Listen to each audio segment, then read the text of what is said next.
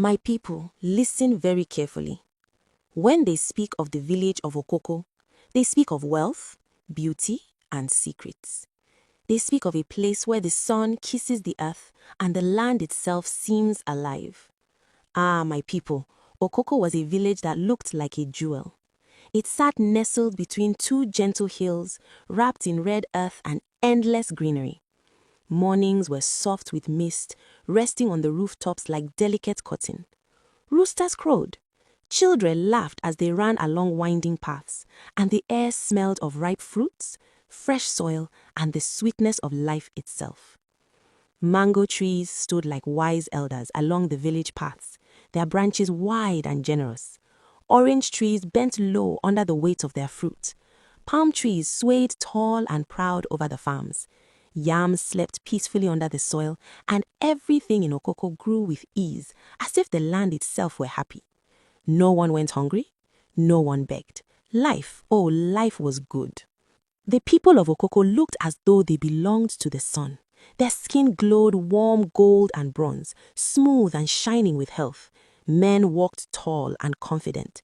Women moved with grace, their wrappers bright, jewelry catching the sunlight. Children laughed freely, their faces open and glowing. Their palm oil was rich and pure, their palm wine fresh and sweet to the core. Sellers from other villages came to buy from them, marveling at the quality. Visitors often stayed for days, enjoying the abundance, the calm, and the warmth of the villagers. They wandered through the markets, tasting palm wine, buying fresh fruits, marveling at the fabrics, and praising the golden beauty of the people. Everyone wanted what they had, but the chief was careful. Many wanted to move into the village, but the elders and the money tree would not allow it. Only those with pure intentions could stay. The secret of Okoko was closely guarded, and only the villagers themselves could enjoy the fullness of its gifts. At the very center of the village stood a tree. This was not any ordinary tree. It was the money tree, the secret of the village. It gave paper money. It gave everything the villagers needed. Only those who knew the secret could see it. Outsiders saw only an ordinary tree, its trunk wide and silent, its leaves rustling, but nothing more. The money tree protected Okoko. It gave them wealth, crops, and happiness. But nothing good comes for free. The tree needed to eat and drink just as the villagers did. It demanded a price for its blessings, and the villagers had learned long ago to obey its rules. Every year, one family was chosen. That family had to sacrifice one child, always the firstborn. If the first child had already been taken in a previous year, then the second child would be required when the family's turn came again. 1 year, one family, one child. For generations, this rule had been obeyed, and Okoko remained blessed. Ah, but greed, my people, has a way of creeping in. One villager, tempted by the wealth of the money tree, could not keep the secret to himself. He went out of Okoko and told 2 friends in a nearby town. He whispered, eyes wide, "There's a tree in Okoko, a tree that gives paper money, real money, and only the villagers know its secret." Those friends could hardly believe it. Now that they knew the secret, they could see the tree, the bundles of money, the glowing leaves, everything. That night, under the cover of darkness, the 3 of them crept quietly into Okoko. Their hearts raced with excitement as they reached the money tree. They began stuffing their sacks with money, greed overtaking their senses. But the money tree, my people, is wise and just. The villagers, awakened by the noise, rushed out and surrounded them. The tree did not take their blood, for they were outsiders. Instead, it punished them in its own way.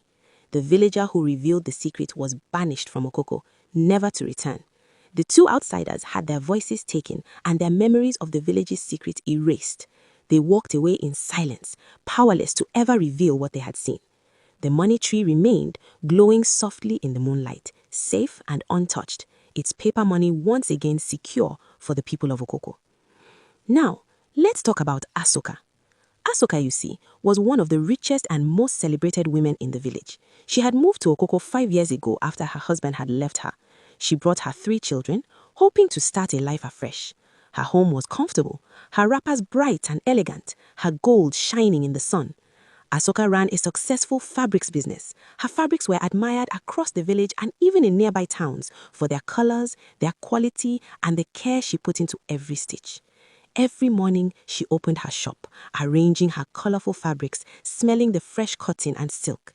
Villagers came from near and far to buy her goods, admiring the shine of her fabrics, the way her hands folded and displayed them. Even elders praised her work, whispering to each other about how she had brought prosperity to the markets. Her wealth grew, her home sparkled, and she lived with comfort and pride. But one day, everything changed. The elders came to her home, their faces serious, their eyes heavy with expectation. Asoka, it is your family's turn. Fear and disbelief gripped her heart. 5 years she had lived here, enjoying the wealth, the comfort, the freedom the money tree had given her, and now her time had come. She had 3 children. Lami, the firstborn, quiet and observant. Bayo, bold and playful. Kesi, small and innocent. She could not believe that she would have to sacrifice one of them. On the night of her family's sacrifice, Asoka walked alone to the money tree. She carried a large sack. Inside the sack was not her child. It was a dog. Earlier that day, she had taken Lami deep into the forest and hid her in an abandoned hut. She placed the sack at the roots of the tree, hoping to fool it, thinking she had escaped judgment. But the next morning, panic struck the village. The money tree gave no money. Men gathered at their farms and returned with worry. Crops were drying, leaves curling, soil cracking. Panic spread through Okoko. Women rushed to check their gardens. Children stared in confusion. Villagers began to whisper among themselves, afraid, anxious, looking at each other. Even the village market grew quiet. No one dared to sell or buy, the energy of the community disturbed by the tree's silence. The elders went to Asoka. They said, "What did you do?" She cried and said, "I sacrificed the child." They returned to the tree. It shook its branches slowly. It did not speak. They searched her home. Nothing. Fear grew. This had never happened before. By the second day, sickness entered the village. Strong men became weak. Children fell ill. Women could not work in the fields. People whispered her name. They said, "She must have done this. Nothing like this has ever happened." That night, Asoka made her decision. Under the cover of darkness, she packed food, clothes, and a large sack of money she had saved over the years. She gathered her 2 remaining children, Bayo and Kesi, and began to sneak out of the village, trying to escape the punishment of the money tree. The forest seemed darker than usual. Shadows stretched long and twisted. The ground trembled violently as she stepped out of her house. Owls screeched. Leaves rustled like whispers. The money tree roared silently. Villagers rushed out and saw her, yelling and shouting. She cried, falling to her knees, forced by the elders to lead them to Lami, the firstborn, hidden deep in the abandoned hut. The 3 children were brought back to the money tree. The elders said, "She has eaten from the tree, but she refused the price. Justice must be served." The money tree demanded payment. It took all 3 of Asoka's children. Immediately, the land healed. Fresh leaves sprouted. Crops grew tall and healthy again. Money returned to the branches. The village rejoiced. For the next 3 years, no family had to sacrifice a child. Okoko was safe, blessed, and free.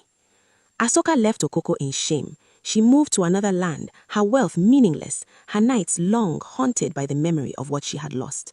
Okoko remained untouched, alive, and prosperous. And the money tree still stands at the center of the village, waiting, watching, giving, and taking only what is required.